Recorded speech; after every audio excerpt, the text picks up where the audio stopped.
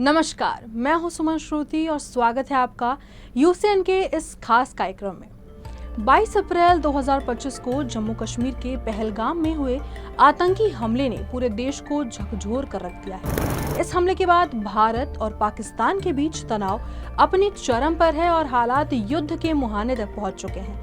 इस स्थिति को देखते हुए भारत सरकार ने सुरक्षा बलों और एजेंसियों को हाई अलर्ट पर रखा है और गृह मंत्रालय ने एक महत्वपूर्ण कदम उठाते हुए 7 मई 2025 को देश भर के 244 नागरिक सुरक्षा जिलों में मॉक ड्रिल यानी युद्ध जैसी आपात स्थिति से निपटने का पूर्वाभ्यास करने के निर्देश दिए हैं। ये अभ्यास 1971 के भारत पाकिस्तान युद्ध के बाद अपनी तरह का सबसे बड़ा आयोजन होगा। लेकिन सवाल उठता है कि आखिर ये मॉक ड्रिल होता क्या है।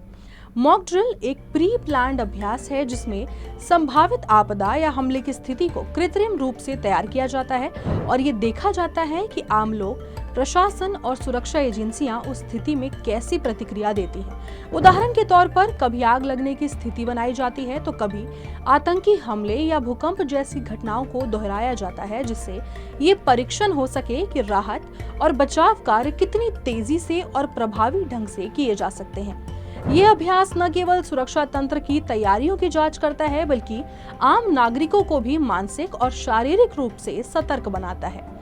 मॉक ड्रिल की प्रक्रिया बड़ी ही व्यवस्थित होती है। तय समय पर सायरन बजाया जाता है या लोगों को चेतावनी दी जाती है कि कोई आपात स्थिति है, जैसे आग लगना, बम की सूचना या भूकंप। इसके बाद फायर ब्रिगेड, पुलिस, एनडीआरएफ और मेडिकल टीमें घटनास्थल पर पहुंचती हैं और वहां मौजूद लोगों को सुरक्षित स्थानों पर पहुंचाने की प्रैक्टिस की जाती है। इस पूरी प्रक्रिया का मूल्यांकन किया जाता है कि किस चरण में कितनी देरी हुई, क्या समस्याएं सामने आई और किन बिंदुओं पर सुधार की जरूरत है। ये मॉक ड्रिल 7 मई 2025 को आयोजित होने जा रही है, जो कि भारत सरकार की नागरिक सुरक्षा एजेंसियों द्वारा प्रमुख रूप से संचालित की जाएगी। इस ड्रिल का उद्देश्य आम नागरिकों, प्रशासनिक अधिकारियों और आपातकालीन सेवाओं के बीच समन्वय को बेहतर बनाना है, ताकि किसी भी प्रकार की आपात स्थिति जैसे कि आतंकी हमले, प्राकृतिक आपदाएं या युद्ध जैसी परिस्थितियों में त्वरित और प्रभावी प्रतिक्रिया हो सके। इस मॉक ड्रिल का आयोजन मुख्य रूप से सिविल डिफेंस द्वारा किया जाता है। सिविल डिफेंस एक सरकारी संगठन है जो नागरिक सुरक्षा से जुड़ी सेवाएं प्रदान करता है। इसका गठन 1962 में हुआ था और 1968 में नागरिक सुरक्षा अधिनियम के तहत इसे सशक्त किया गया था। सिविल डिफेंस का उद्देश्य नागरिकों की सुरक्षा, संपत्ति का बचाव, युद्ध जैसी परिस्थितियों में त्वरित प्रतिक्रिया और राहत कार्यों में मदद करना है। ये संगठन स्थानीय स्तर पर प्रशासन और सुरक्षा एजेंसियों के साथ मिलकर कार्य करता है और युद्ध, आंतरिक सुरक्षा संकट, प्राकृतिक आपदाएं और अन्य आपात स्थितियों के दौरान महत्वपूर्ण भूमिका निभाता है। आमतौर पर स्कूलों, दफ्तरों, मॉल, रेलवे स्टेशन जैसे भीड़-भाड़ वाले क्षेत्रों में ये ड्रिल की जाती है। जैसे स्कूलों में अलार्म बजते ही बच्चे डेस्क के नीचे छिप जाते हैं और फिर शिक्षकों की निगरानी में बाहर निकाले जाते हैं। दफ्तरों में कर्मचारियों को इमरजेंसी एग्जिट से बाहर निकाला जाता है। मॉल या स्टेशनों पर फायरिंग की सूचना दी जाती है और सुरक्षा बलों द्वारा आतंकियों को काबू करने तथा आम नागरिकों को सुरक्षित निकालने का अभ्यास किया जाता है। इस बार की मॉक ड्रिल 224 सिविल डिफेंस जिलों में आयोजित की जा रही है। महाराष्ट्र में मुंबई, उरण, तारापुर, ठाणे, पुणे, नाशिक, रोहनघाटो नागोठाणे, मोनमाड, सिन्नर, थालवायशोट, पिंपरी चिंचवड, औरंगाबाद, भुसावल, रायगढ़, रत्नागिरी और सिंधुदुर्ग में ये मॉक ड्रिल होने जा रहे हैं। अन्य जिन जिलों में ये मॉक ड्रिल हो रहे हैं वो मुख्य रूप से भारत पाकिस्तान सीमा से लगे संवेदनशील क्षेत्र हैं, जैसे जम्मू कश्मीर, पंजाब, राजस्थान और गुजरात। 1962 में आपातकालीन योजनाओं की शुरुआत हुई थी, जिसे नागरिक सुरक्षा अधिनियम 1968 के तहत सशक्त किया गया।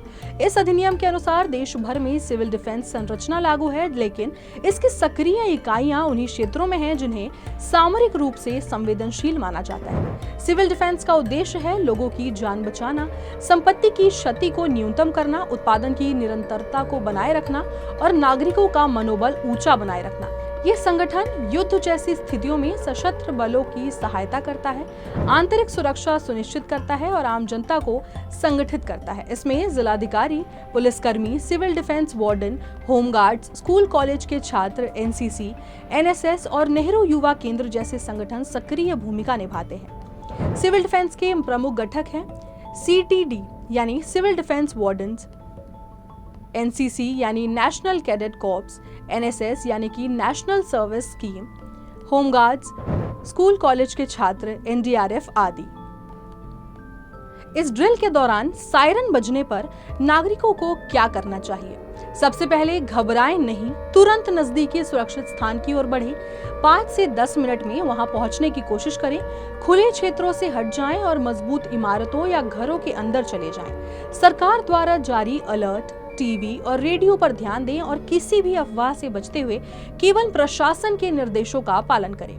सायरन मुख्यतः सरकारी भवन, पुलिस मुख्यालयों, फायर स्टेशन, सैन्य ठिकानों, शहर के प्रमुख बाजारों और भीड़भाड़ वाली जगहों पर लगाए जाएंगे। इस ड्रिल का मुख्य उद्देश्य नागरिकों, प्रशासन और आपातकालीन सेवाओं के बीच समन्वय स्थापित करना है, ताकि युद्ध तथा प्राकृतिक आपदा या आतंकी हमले जैसी किसी भी आपात स्थिति में देश पूरी तरह तैयार रह सके। भारत जैसे बड़े और सामरिक रूप से संवेदनशील देश में मॉक ड्रिल न केवल सुरक्षा का अभ्यास है, बल्कि ये नागरिकों में आत्मविश्वास जगाने, समन्वय बढ़ाने और आपात स्थिति में जानमाल की रक्षा सुनिश्चित करने की दिशा में एक बेहद कदम है। 7 मई को होने वाले ये मॉक ड्रिल न केवल प्रशासनिक तैयारी का परीक्षण करेगा, बल्कि पूरे देश की एकता और जागरूकता का प्रतीक भी बनेगा।